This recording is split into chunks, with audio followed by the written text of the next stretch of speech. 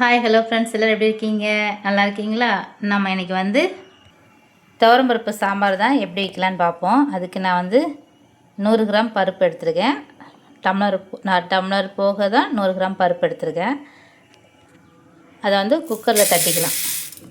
இதை நல்லா 2 அலசி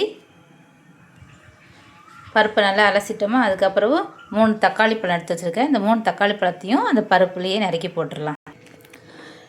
வெள்ளைப்பூடும் உரித்து போட்டிருக்கேன். உங்களுக்கு பெரிய வெங்காயம் வேணால் பெரிய வெங்காயம் போட்டுக்கோங்க, சின்ன வெங்காயம் வேணும்னா சின்ன வெங்காயம் போட்டுக்கோங்க. நான் வந்து இது 4 பேருக்கு 2 நேரத்துக்கு அப்படிங்கிற மாதிரி தான் நான் போட்டிருக்கேன். இதில் வந்து இப்போ தண்ணி ஆட் பண்ணிக்குவோம். நான் 1 டம்ளர் தண்ணி ஊற்றிருக்கேன். இந்த டம்ளருக்கு தான் தண்ணி ஊற்றிருக்கேன்.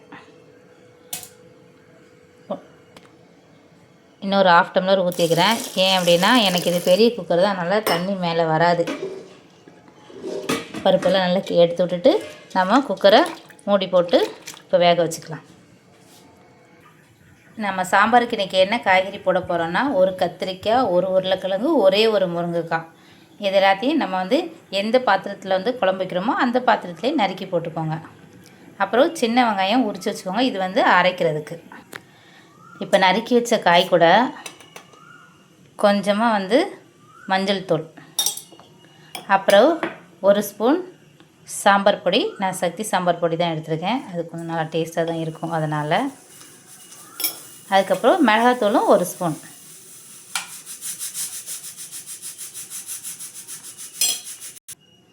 உப்பும் கலந்துக்கோங்க.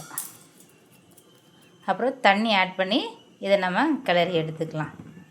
அதை சேர்த்து கூட்டி வச்சுக்கலாம். தண்ணி ஆட் பண்ணி நம்ம வந்து நல்லா இதை கலக்கி விட்டுட்டு, நமக்கு வந்து குக்கரில் வந்து 3 விசில் வந்துடும். 3 விசில் வந்தோடனே நம்ம அதை இறக்கி வச்சுட்டு, இந்த காய்கறி கூட்டி வச்சுருக்கோம்ல, மசாலாலாம் போட்டு அதை அப்படியே எடுத்து நம்ம வந்து அடுப்பில் வச்சுக்குவோம்.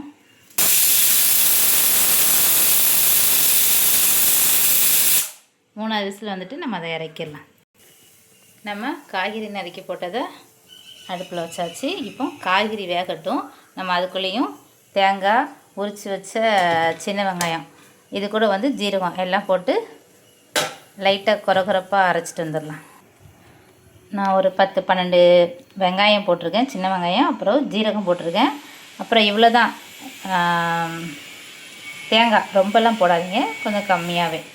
ஒரு சில்லியும் ஒரு 3/4 அளவு போதும். இந்த அளவுக்கு தேங்காய் நறுக்கி போட்டு கொரகொரப்பாக அரைச்சிக்கோங்க. இந்த ஸ்ட்ரக்சருக்கு அரைச்சா போதும். பருப்பு, தக்காளி எல்லாம் நமக்கு வந்து வெந்திருக்கு. உங்களுக்கு இதை கடையணும் அப்படின்னு நினச்சா நீங்கள் கடைஞ்சிக்கோங்க. ரொம்பையும் போட்டு மாவாக போட்டு கடைஞ்சிடாதீங்க.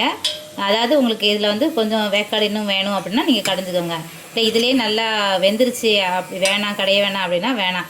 ஏன்னா நீங்கள் 2வது வாட்டி இப்போ நைட்டு சாப்பிட போகிறீங்க, எனக்கு வந்து சூடாக இருக்கும்னு சொல்லிட்டு நம்ம 2வது வாட்டி கொதிக்க வைக்கும்போது ஒரு மாதிரி குழுன்னு அப்படின்னு இருக்கிற மாதிரி இருக்கும். அதனால் ரொம்ப போட்டு கடைஞ்சாமல் லைட்டாக வேணால் கடைஞ்சி விட்டுக்கோங்க. மாவாக ரொம்ப மாவாக ஆக்கிடாதீங்க.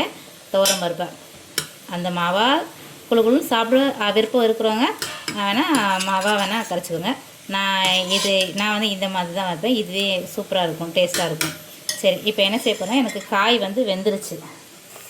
காயெல்லாம் நமக்கு வெந்துட்டு, நீங்கள் உருளைக்கிழங்கு வேணால் அமைக்கி பாருங்கள். உருளைக்கிழங்கு வெந்தாலும் நமக்கு காய் வெந்துட்டு தான் அர்த்தம். இப்போ என்ன செய்வேன்னா, இந்த பருப்பு அப்புறம் நம்ம அரைச்சி வச்சுருக்க தேங்காய் விழுது எல்லாத்தையுமே போட்டு மிக்ஸ் பண்ணிக்கலாம். எல்லாமே போட்டாச்சு. உங்களுக்கு தேவையான தண்ணி வந்து ஊற்றிக்கோங்க. ஊற்றிட்டு எவ்வளோ தண்ணி வேணும் அப்படிங்கிற அளவு மட்டும் ஊற்றிட்டு நம்ம இப்போ வந்து கொதிக்கட்டும். ஓகேவா? கொதிச்சதுக்கப்புறம் நம்ம வந்து தாளித்து ஊற்றிக்கலாம். நல்லா குழம்பு கொதிச்சிருச்சு.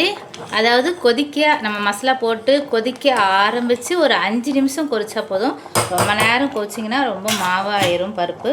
இப்போ வந்து என்ன செய்கிறேன்னா, நான் வந்து இதில் மல்லித்தலை போட்டுக்கிறேன். மல்லித்தலை போட்டு நான் ஆஃப் பண்ணிக்கிறேன். இதுக்கப்புறம் தாளித்து ஊற்றிடலாம்.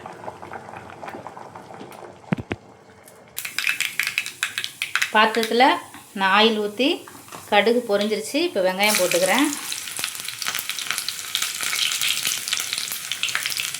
வெங்காயம் பொரிஞ்சதும் நம்ம கருவேப்பிலை போட்டு தாளிச்சிக்கலாம்.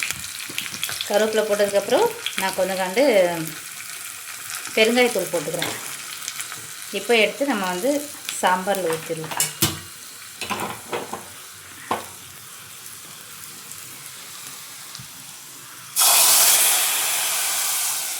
அவ்வளோதான், நமக்கு சாம்பார் ரெடி ஆயிடுச்சு.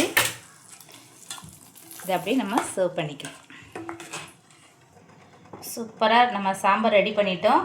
ரொம்ப நேரம்லாம் ஆகாது, பருப்பு மட்டும் வெந்துருச்சுன்னா ஒரு 1/4 மணி நேரத்தில் நம்ம இந்த சாம்பார் வந்து ரெடி பண்ணிடலாம். பிடிச்சிருந்தால் லைக் பண்ணுங்கள், ஷேர் பண்ணுங்கள், மறக்காமல் என்னோடய சேனலுக்கு சப்ஸ்கிரைப் பண்ணி சப்போர்ட் பண்ணுங்கள் மக்களே. தேங்க்யூ.